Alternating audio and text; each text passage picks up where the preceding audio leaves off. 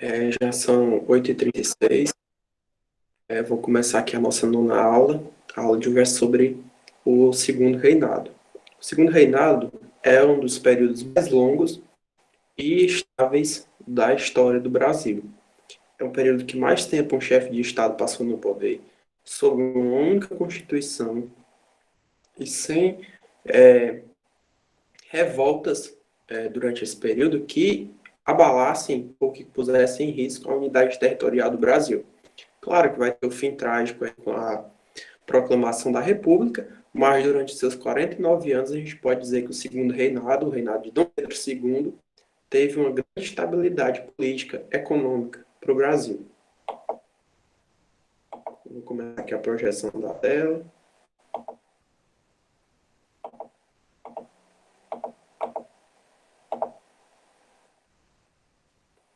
Foi.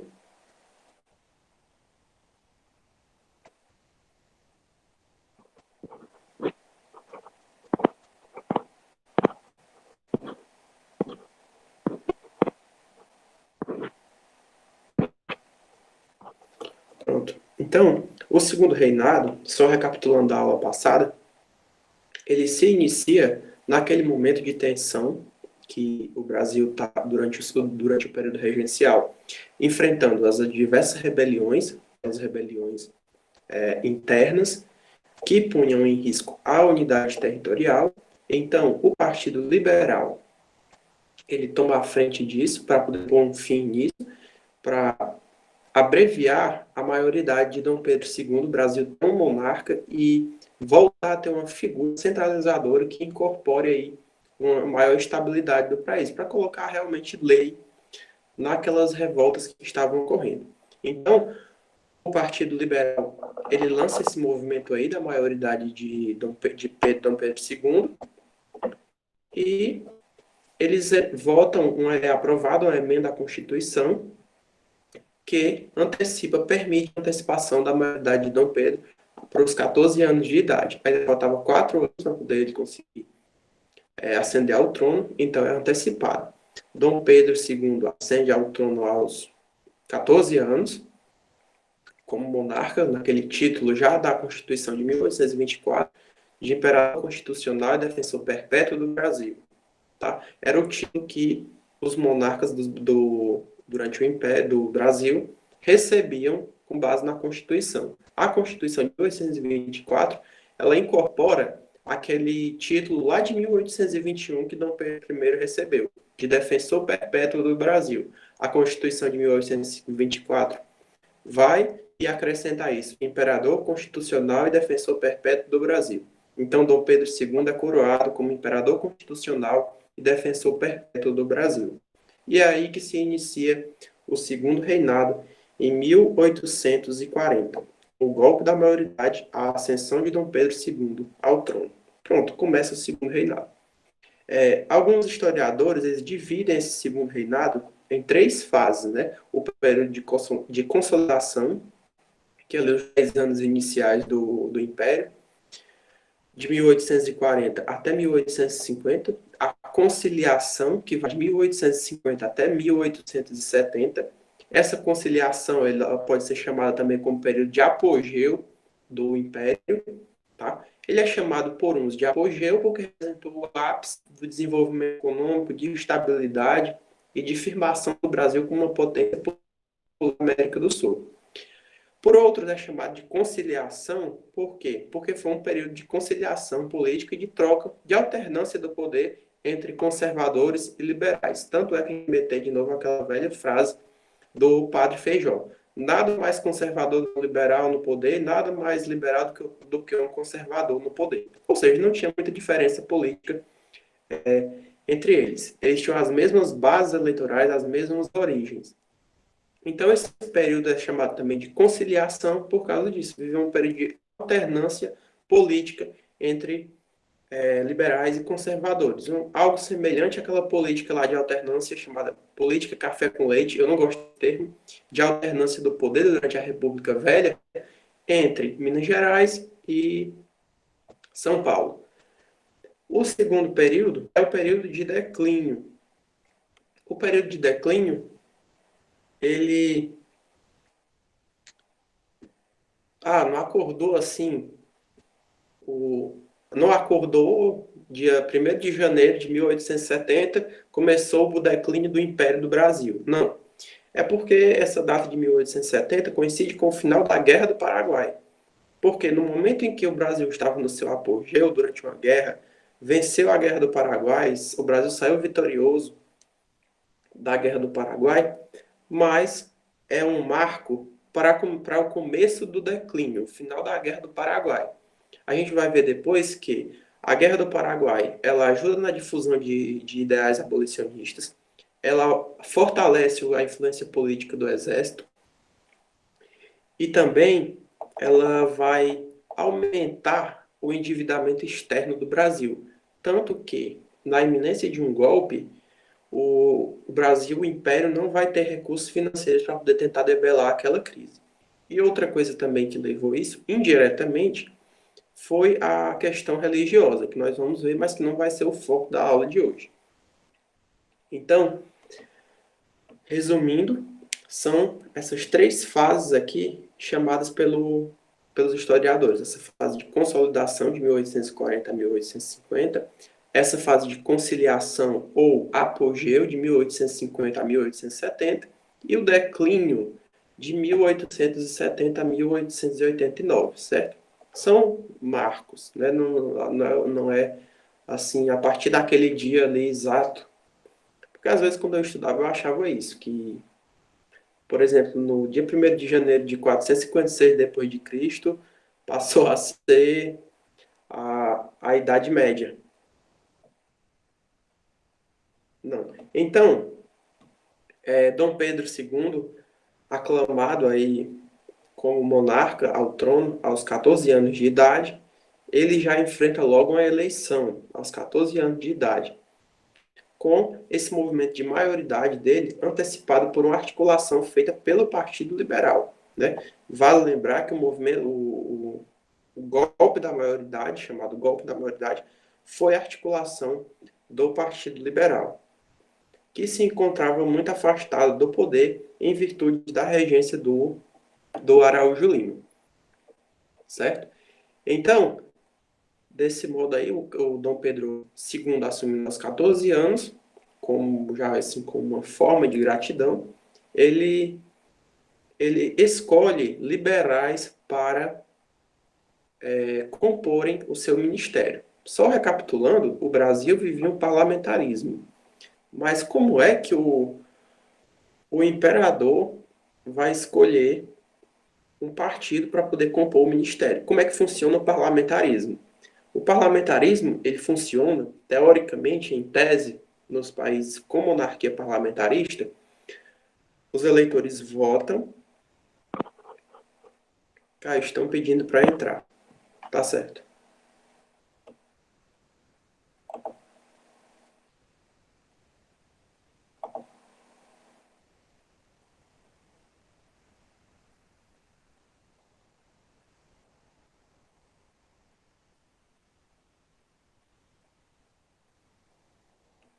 Então vamos lá, voltar aqui à aula. Os eleitores votam e o partido que recebe mais votos, ele tem o direito de indicar quem será o primeiro-ministro. E esse primeiro-ministro, junto com o monarca, ele vai escolher o seu ministério, vai compor o chamado governo da Sua Majestade, tá? Assim acontece na Inglaterra até hoje. Os liberais e o Partido Trabalhista, perdão, o Partido Trabalhista e o Partido Conservador, acontece assim. O Partido Trabalhista, ou então o partido tem as eleições, o Partido Trabalhista ou o Partido Conservador tem a maioria da Câmara dos Comuns, então aquele partido que teve a maioria, ele vai ter o direito de indicar o primeiro-ministro, e o primeiro-ministro vai compor o ministério. E era assim que era para funcionar também no Brasil durante esse período de segundo reinado. Só que acontece que funcionava ao contrário, que é o chamado parlamentarismo às avessas. Por quê? Porque começava justamente totalmente o contrário, começava de cima. Era para começar pela eleição, elegendo um partido, o partido que tivesse a maioria dos votos, ela escolhia o primeiro-ministro. Primeiro-ministro, então, o imperador aceitava aquele primeiro-ministro e era composto o ministério. Só que no Brasil acontecia esse parlamentarismo às avessas, acontecia ao contrário. Então, começava com o imperador manifestando a sua simpatia e interesse em determinado candidato de determinado partido. Então, as eleições eram moldadas, né, fraudadas realmente, para que aquele partido do qual o imperador quisesse que o primeiro-ministro fosse escolhido, aquele partido tivesse uma maioria. Então, vamos supor, eu sou do Partido Liberal. Dom Pedro II acabou de assumir o trono aos 14 anos, então ele está muito grato ao Partido Liberal pelo fato de o Partido Liberal ter encabeceado o golpe da maioridade. Então, Dom Pedro II quer que eu seja o primeiro-ministro dele, o primeiro-ministro para compor o governo da sua majestade. Só que o que acontece? Ele quer isso, mas vai que tem uma eleição, quem tem a maioria é o Partido Conservador. Então, para não acontecer isso, então, o que acontecia na prática? Então, vamos lá. Eu sou do Partido Liberal, Dom Pedro gosta de mim e quer que eu seja o primeiro-ministro. Então, pronto. Então, vai haver aí uma negociação para poder atender à vontade de Dom Pedro para que o meu partido, no caso, o Partido Liberal, tenha a maioria nas eleições, tenha a maioria na Câmara, de modo a justificar a escolha do imperador. Vocês entenderam por que é ao contrário, chamado parlamentarismo às avessas? Está entendida essa parte do parlamentarismo ao contrário, às avessas? Então, tinha que se dar um jeito de o partido que o imperador, o gabinete, o conselho de ministros quisesse que fosse o primeiro-ministro, tinha-se que dar um jeito nas eleições para que aquele partido vencesse as eleições. E é aí que se criou esse termo de eleições do cacete. Porque, devido à questão de violência, de fraude no processo eleitoral, para atender justamente a isso. Então, era uma disputa totalmente violenta, desregrada, fraudada, não tinha justiça eleitoral. Justiça eleitoral só vai surgir no Brasil na década de 30 com Getúlio Vargas, que aí o Getúlio Vargas cria o Tribunal Superior Eleitoral.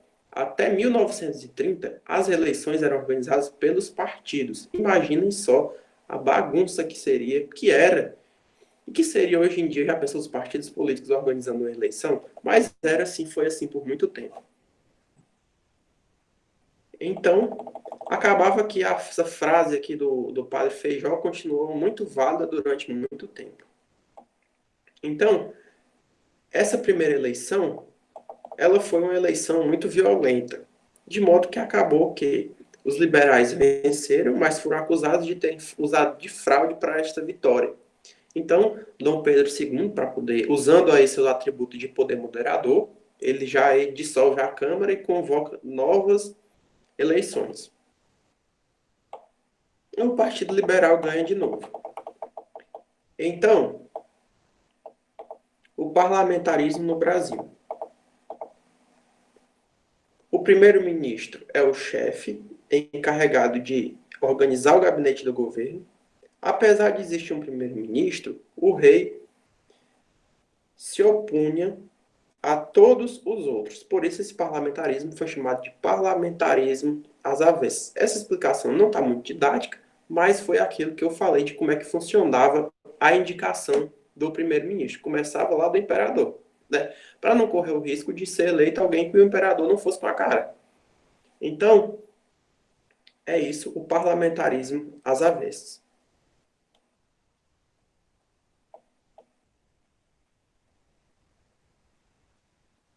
Mas assim, via de regra, só ressaltando, geralmente eram respeitados os prazos. Acontecia de o imperador, no momento que o primeiro-ministro, que a Câmara quisesse ter eleições, realmente respeitava esses prazos. O mandato durava 5 anos, a cada 5 anos tinha eleição. Então ele respeitava esses prazos. Teve essa parte aí dessa chamada eleição do cacete, inicialmente, em 1840, que teve essa confusão toda. Mas, via de regra, a cada 5 anos, o imperador dissolvia a Câmara e demitia o primeiro-ministro, mas seguindo o rito democrático, com o respaldo da Câmara, com o respaldo do Conselho de Ministros, igual se faz hoje em dia na Inglaterra. A última vez que ele usa isso arbitrariamente, não respeitando a questão do rito democrático, vai começar com o desgaste da imagem da monarquia. E aí que entra o período de declínio do segundo reinado. Tá? Então, começa esse período de conciliação, ou então o apogeu do império. Tá? Então, estabelecido esse parlamentarismo às avessas, o pessoal se acostuma realmente com essa forma, ao contrário de prática do parlamentarismo no Brasil. Então, estabilizando isso, tendo essa conciliação, os conservadores e os liberais aceitando isso, já que é o imperador que dita como é que vai funcionar o parlamentarismo, a gente vai se articular aqui para poder se manter no poder. Então, houve esse período de conciliação e de alternância entre conservadores e liberais, que é o chamado período de conciliação. E também ganhando cargos sem diferença assim, muito profunda entre eles, né? Distribuição mesmo de cargo. Então, antes, um dos movimentos que ocorreu durante o segundo reinado foi a Revolução Praieira em Pernambuco, entre 1848 e 1854. Contextualizando a Revolução Praieira, vamos relembrar lá do período da dominação, do domínio holandês sobre o estado de Pernambuco. A gente sabe que Recife, o comércio era controlado por nativos e o de Olinda por portugueses. Então, havia aí uma divergência, tá? Essa divergência comercial ela vai se arrastar até esse período aqui do segundo reinado. Então, a atividade açucareira, ela tinha o monopólio de poucas famílias que dominavam a política local, famílias brasileiras, já ditas brasileiras, e o comércio dos comerciantes de Olinda era dominado por portugueses, descendentes de portugueses que tinham o monopólio do comércio. Então, esses portugueses tinham o monopólio do comércio, tendo o monopólio do comércio, vão praticar o preço que eles quiserem. A combinação de preço, o chamado cartel, não sei nem se existiu o termo cartel na época ainda, mas isso, altos preços e monopólio dos portugueses. Ao passo que a população, além das condições, junto com as condições de miserabilidade, de não ter acesso à moradia, à alimentação, de não ter acesso ao voto, também não ter acesso à educação, os altos índices de analfabetismo, juntava isso também, o comércio ser monopolizado por portugueses que cobravam preços abusivos. Então, é aí que esse presidente da província, ele demite um cara chamado Quixorro da Gama pelo fato de ele não estar envolvido com os donos de engenho e comerciantes. Ele é demitido, tá? Então, Gama sendo demitido, ele faz eclodir a Revolução Praieira. O presidente da província, ele não estava de acordo com... não estava alinhado com o governo central, com o governo do Império. Então, é nesse contexto que ele é demitido. Já estava começando a se articular esse movimento dessa Revolução Praieira. No momento que o Quixorro da Gama é demitido, é que eclode a Revolução Praieira. Mas só que ela é reprimida rapidamente, tá? O que acontece? Eles lançam esse manifesto, chamado Manifesto ao Mundo. Esse Manifesto ao Mundo, ele prega o voto livre e universal, liberdade de imprensa, garantia de trabalho ao cidadão brasileiro, fim do poder moderador, proibição de portugueses comerciarem, e estabelecimento da federação, ter Pernambuco ser uma entidade federada, ter uma maior independência em relação ao Brasil. Então, esse movimento ele acaba fortemente reprimido pelas forças imperiais. Então, sem muita dificuldade, esse movimento é debelado pelas forças imperiais. Então, esse último movimento, em 1850, é um dos últimos questões internas que o Brasil vai enfrentar. A partir daí, é estabilidade mesmo, realmente paz política interna por muito tempo. Até o começo do declínio do Segundo Reinado, vai ter estabilidade política. Até a questão do movimento republicano se iniciar, vai ter estabilidade política. Essas revoltas, essas revoluções, elas vão se apaziguar. A maioria da população continuava afastada da disputa pelo poder. Agora, falando da política, política não era muita novidade.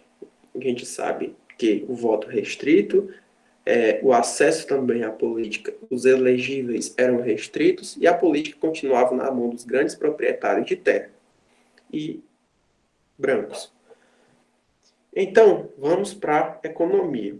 Já a economia do Segundo Reinado, ela foi uma das coisas mais, assim, como é que eu posso dizer? Expressivas, que cresceram muito durante o Segundo Reinado, foi a economia. Apesar de a parte social não estar tão bem desenvolvida, mas a economia cresceu muito, rendendo muito arrecadação com imposto para o império. E nessa economia, o maior destaque durante o Segundo Reinado vai ser a ascensão do café como novo produto da agroexportação brasileira. A gente vê aqui que do período de 1821 até 1821, o café cresce mais de 50% nas suas exportações, e tanto que em 1881 ele passa a representar mais de 61% das exportações brasileiras. Né? O açúcar ele vai declinando ao longo do tempo, ele já era pouco, já estava só em 30% em 1821, já há muito tempo, desde que os holandeses foram expulsos de Pernambuco, o açúcar começa a declinar. Então, antes mesmo da chegada da família real, antes do processo de independência e antes da independência em si, o açúcar já vinha em declínio. Então, agora, no Segundo Reinado, e com o café como novo produto de exportação, aí que o açúcar vai declinar mesmo, e também esse declínio do açúcar, ele está ligado à perda de apoio da monarquia no Nordeste. Por quê? A gente vê que os grandes produtores de açúcar do Nordeste, eles davam também um certo apoio à manutenção da monarquia. Então, a partir do momento que o açúcar começa a declinar e que essas pessoas que constituíam essa base política, esses donos de engenho, produtores de açúcar, eles começam a perder influência política e econômica, eles vão retirar seu apoio da base política da monarquia. Então, guardem essa informação com vocês, porque vai ter relevância isso daqui mais lá na frente, essa queda daqui da exportação de açúcar no momento de declínio da monarquia.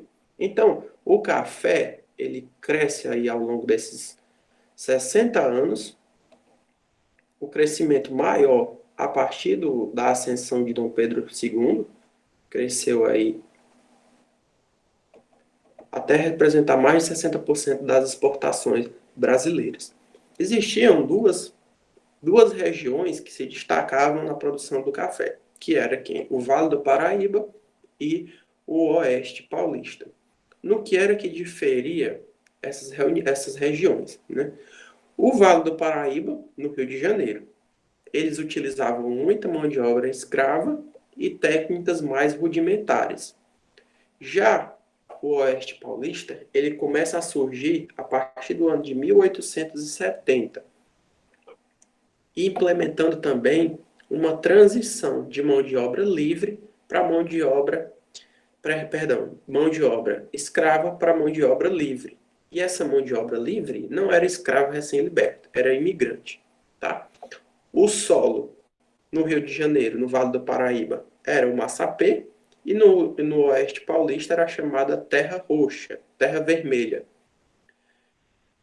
Esse capital do café, ele vai financiar, depois a gente vai ver, esses chamados barões do café, a gente vai ver que no começo da República, são eles que darão impulso ao desenvolvimento industrial do Brasil.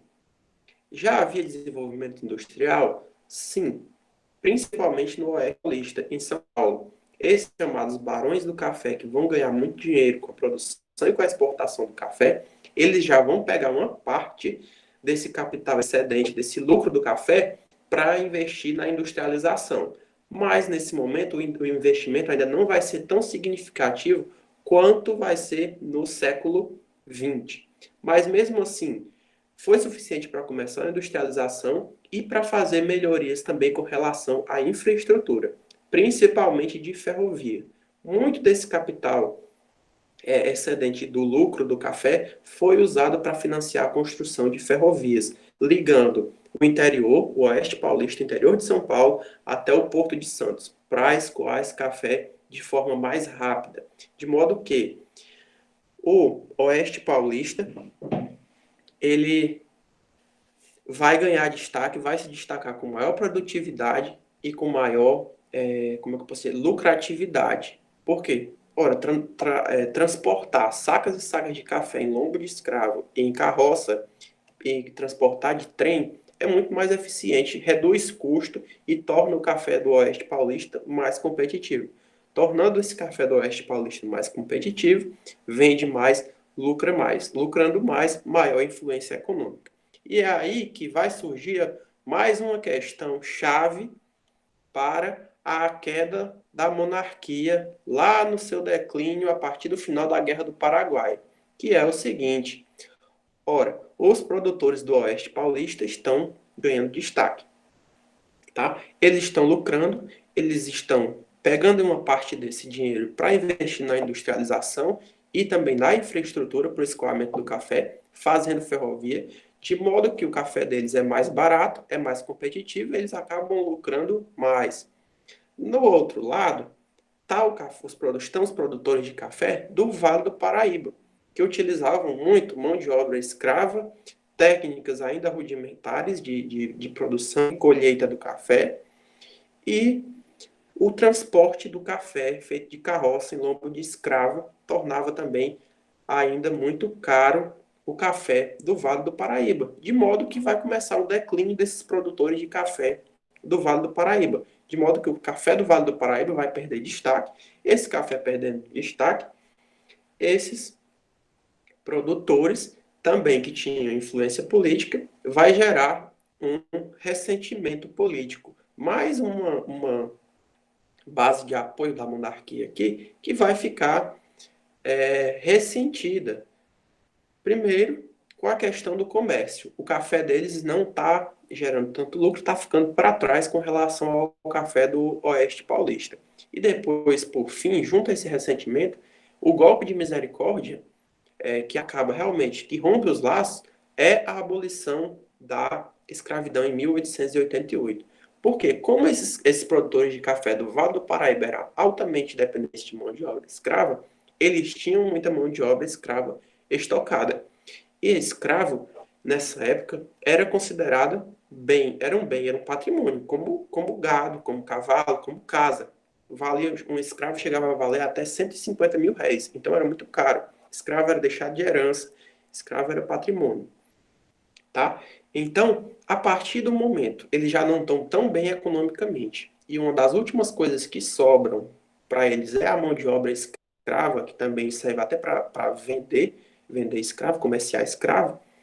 A partir do momento da abolição da escravidão, sem a indenização que eles queriam por isso, rompe completamente com as bases de apoio da monarquia. Então é muito importante que vocês entendam aqui essas duas regiões de produção do café, Vale do Paraíba e Oeste Paulista. Oeste Paulista mais modernizado.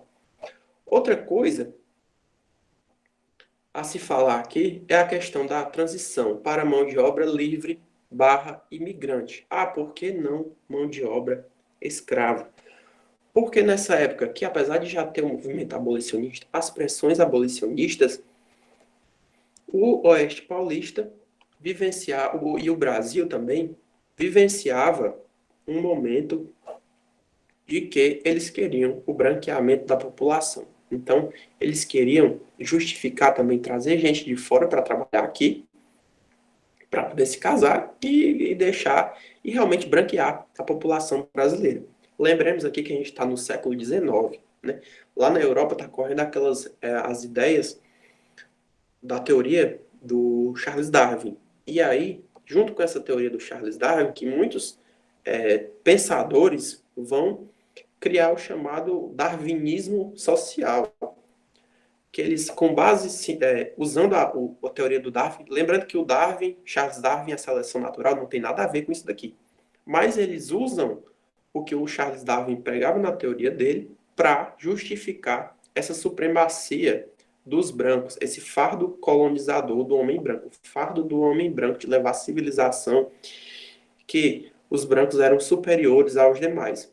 Então, é nesse contexto desse darwinismo social surgindo no século XIX, também que impulsiona essa vinda de mão de obra livre imigrante da Europa para o Brasil, para branquear a nossa população e, na cabeça deles, teoricamente, melhorar a qualidade do povo brasileiro. Tá? Então, essa vinda desses imigrantes, eu vou me aprofundar logo mais aqui, ela começou no Oeste Paulista com um senador chamado Nicolau Campos Vergueiro.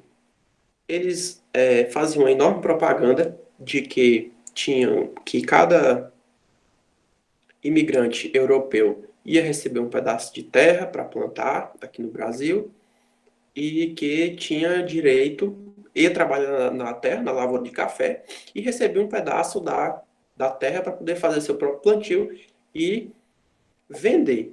Só o que é que acontecia no começo? Essa vinda de imigrantes, ela não era uma coisa organizada, sistematizada. E o que foi que aconteceu? Vinha imigrante para cá, e esses imigrantes vindo, eles chegavam nessas fazendas. Só que o que acontece? Um pé de café leva 5 anos para poder dar café. Então, esses imigrantes, eles chegavam endividados. A outra coisa também que se prometia era pagava a passagem, emprestava dinheiro para pagar a passagem. Então, eles já chegavam devendo ao proprietário da fazenda, eles já chegavam devendo o valor da passagem de navio da Europa para cá. Então, eles chegavam endividados, devendo o valor da passagem, tá? Chegando aqui, até eles eles plantarem café, e um pé de café começar a ser produtivo, levava 5 anos. Então, nesses 5 anos, eles estavam trabalhando aí nos cafezais já plantados dos proprietários e como é que eles iam obter dinheiro para isso? Eles não tinham dinheiro. O dinheiro que eles teriam seria da produção deles, mas só que o pé de café deles ainda estava lá crescendo, esperando dar. Então, eles compravam nos armazéns das fazendas onde eles moravam. Compravam fiado, compravam por 3, 4 vezes o preço de mercado. E eles só podiam comprar, tinha esse monopólio também, só podia comprar no armazém da fazenda. Então, é aí que eles vão se endividar muito com os proprietários de terra, tá? Só o que acontece?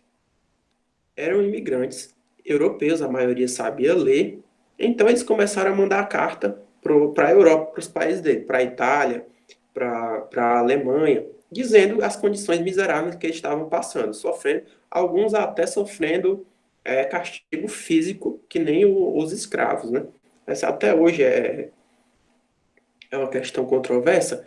Imagine nessa época aí, o pessoal ainda muito familiarizado com a escravidão e de repente tem um trabalhador livre na sua terra, ele não sabe lidar, tá?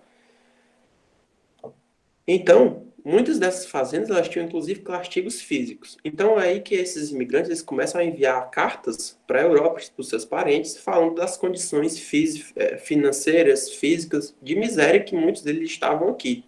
Então, a imagem do Brasil começa a ser desgastada no exterior e nenhum imigrante mais quer vir para cá. Alguns países proíbem até a saída de seus cidadãos, de vir e morar no Brasil. Proibido, você não pode ir para qualquer canto, mas não vá, você está proibido de ir para o Brasil, não deixe você sair daqui. Justamente por essa questão. Então, é aí que a imigração começa a se tornar uma política oficial do Império. Agora vai ser regulamentado pelo Império, pelo governo do Brasil, do Império do Brasil. Então, eles lançam mão de um programa, eles fazem um edital, veem que são as fazendas que estão disponíveis para receber esses imigrantes, fazem um cadastro. Então, eles fazem uma propaganda na Europa dizendo que vai ser diferente e que eles vão receber um salário, a condição que eles tinham que ser assalariados agora, e quem pagava a passagem deles agora era o Império. Era o governo do Brasil. Então, eles não chegariam aqui endividados. E eles teriam que ser também assalariados. E no momento que chegasse no Brasil, na alfândega, tinha que assinar um contrato com tudo muito bem estabelecido, quais eram os direitos e deveres de cada parte, do contratante e do contratado. Tá? Então, continuando aqui com relação a essa transição de mão de obra livre para mão de obra escrava, essa transição ela se deu nesse contexto também do darwinismo social e do branqueamento da população do Brasil e na pressão inglesa pelo uso da mão de obra livre. Pressão inglesa. Por que a Inglaterra pressionava pela mão de obra livre? Era por humanidade, por uma questão humanitária? Não. Era por uma questão simplesmente comercial, para aumentar o mercado consumidor. O escravo ele não tem salário, ele não ganha dinheiro, ele não consome. Então, imagine só um país com mais de 60% de sua população composta por escravos, e de repente, se eles se tornassem livres, seria um mercado consumidor muito bom para a Inglaterra. Mas é aí que a Inglaterra começa a aprovar leis proibindo o tráfico negreiro no Atlântico. Ora, nessa época a Inglaterra tinha muita influência no mundo. Ela era o chamado Império onde o Sol nunca se punha. A Inglaterra era dona de 25% do planeta, tinha uma marinha forte, tanto é que a marinha britânica já era forte desde 1808, quando trouxe a família real escoltada para o Brasil. Então, o parlamento inglês aprova essa lei chamada Bill Aberdeen, que diz o seguinte, que os navios britânicos, da Marinha Britânica, estão autorizados a bombardear, derrubar, afogar qualquer navio negreiro encontrado no Atlântico. Então, só que isso não surte muito resultado aqui, tá? Proíbe-se depois, 5 anos depois, com base nisso, acontece a lei Eusébio de Queiroz, em 1850, proibindo o tráfico negreiro para o Brasil, proibindo a vinda de escravos para o Brasil. Então, quais são os reflexos dessa lei Eusébio de Queiroz? Inicialmente, proibindo o tráfico de escravos no Brasil, vai aumentar o preço do escravo no Brasil. Vai ficar muito cara a mão de obra escrava. Essa mão de obra escrava ficando muito cara, vai acabar ficando mais barato contratar a mão de obra livre. É aí que os fazendeiros do Oeste Paulista vão ter a ideia de contratar a mão de obra imigrante. Com base nisso e juntando a questão de que está muito cara a mão de obra escrava, que é mais barato a mão de obra livre, e com os ideais de embranquecimento da população. E aí que esses fazendeiros do Oeste Paulista têm a ideia de trazer imigrante europeu para trabalhar nos cafezais, tá? Então, quais são as consequências dessa proibição do tráfico negreiro no Brasil com a Lei Eusébio de Queiroz em 1850? 1. O aumento do preço dos escravos. 2. O começo do tráfico interprovincial. Está proibido o tráfico no Atlântico. Não entra mais escravo no Brasil, mas nada impede o tráfico de escravos entre as províncias. Então, é a partir daí que os estados do Sudeste vão começar a comprar escravos dos estados do Nordeste, das províncias, perdão, nessa época o nome certo é província, das províncias do Nordeste. Ora, no Nordeste, o açúcar enfraquecido. E quem era a atividade econômica que estava ganhando destaque no Nordeste? A pecuária. A pecuária precisava de pouquíssima mão de obra escrava. E a pecuária, a gente viu na nossa aula de economia da colônia, que a pecuária, ela em sua maioria era por mão de obra livre. Só precisava, imagine só, o gado se cria solto. Solta o gado, ele se cria só. Então só precisa de um vaqueiro. E o vaqueiro era mão de obra livre, tá? Então, estava sobrando escravo na região Nordeste. Tá? Poucos eram os engenhos, e os engenhos que tinham também estavam decaindo, diminuindo muito a produção, então não precisava tanto de mão de obra escrava. Então, eles começam a vender esses escravos para a região Sudeste. Mas mesmo assim, a um preço muito caro. Então, vamos começar a juntar as coisas. Esse preço dos escravos encarecendo vai gerar o mais ressentimento ainda de quem? Dos fazendeiros do Vale do Paraíba. Por quê? Porque eles dependiam de uma ampla utilização da mão de obra escrava. E os, e os produtores de café do Oeste Paulista vão optar pela mão de obra livre, pela mão de obra dos imigrantes, principalmente europeus. Aqui fala sobre os imigrantes, a chegada dos imigrantes, para substituir a mão de obra escrava, certo? Nesse mesmo ano que é aprovada a Lei Eusébio de Queiroz, em 1850, já está se projetando, num futuro a médio e longo prazo, o fim da escravidão. Tá? Então, acabando com essa escravidão, o Brasil tinha uma coisa chamada as terras devolutas, lá da época das capitanias hereditárias dos donatários que devolviam suas terras, porque nem sequer vieram ao Brasil para poder tomar posse. Então, o Brasil tinha muita terra devoluta. Ainda hoje tem. Então, essas terras devolutas, existia muita terra devoluta. E quem tivesse condições financeiras e quem sobrevivesse para tomar posse e ficar com a propriedade de um determinado pedaço de terra, era considerado seu. Então, você chegasse numa terra devoluta, em algum lugar desses aqui do Oeste Paulista, do Vale do Paraíba, no Nordeste nem tanto, porque a maioria das terras já eram ocupadas.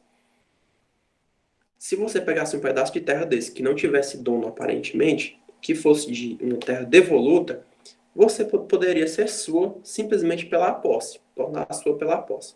Só que, em 1850, eles já achando que vai ter uma abolição da escravidão, vai ter muita gente em busca por terra, o que é que acontece? Tem essa lei de terras que diz o seguinte, que a partir de agora você só pode ser dono de uma terra se você comprar. Pode ser não ter dono, pode ser o dono do seu estado, mas você vai ter que comprar aquela terra do estado para poder ela ser sua. Então, já é aí uma tentativa inicial de evitar a difusão da pequena propriedade, da policultura. Então, evitar a disseminação da pequena propriedade e manutenção dos grandes latifúndios, uma vez que as terras sem donos eram vendidas pelo Estado a preços muito altos, dificultando o acesso à terra. Então, depois da Lei Eusébio de Queiroz, uma das primeiras coisas que aconteceu foi essa lei de terras, já pensando aí num futuro próximo, ou então médio e longo prazo de abolição da escravidão, muita gente querendo terra. E, para evitar pequena propriedade, policultura, não, vamos concentrar a terra. Vamos fazer essa lei de terras que só pode comprar terra, só pode ter terra quem comprar, mesmo que seja do Estado, certo? Até hoje tem terra devoluta também, mas a maioria na Amazônia. E é aí onde entra muito aquela questão daquelas invasões de propriedade de terra indígena, de madeireiro entrando em terra nas margens da rodovia Transamazônica, etc. Então, a gente para por aqui, porque essa parte de política externa Entrando na parte de política externa, é onde vai começar aqui o período de Guerra do Paraguai. A gente vai contextualizar a Guerra do Paraguai. A Guerra do Paraguai vai coincidir aqui com o apogeu do Império, mas também depois com o começo do declínio do Império. O final do apogeu é o começo do declínio. Então, a gente para hoje por aqui, a metade da nossa aula. Na próxima aula, continua com a parte de política externa, a Guerra do Paraguai, as leis abolicionistas e o movimento abolicionista e o fim da monarquia, tá? Então, eu vou parar a partilha de tela e é isso. Então, a gente para por aqui. Na próxima aula começa a segunda parte do segundo reinado. Então, pessoal, obrigado e aí, até a próxima semana. Alguém tem alguma dúvida, alguma pergunta? Dúvidas, perguntas?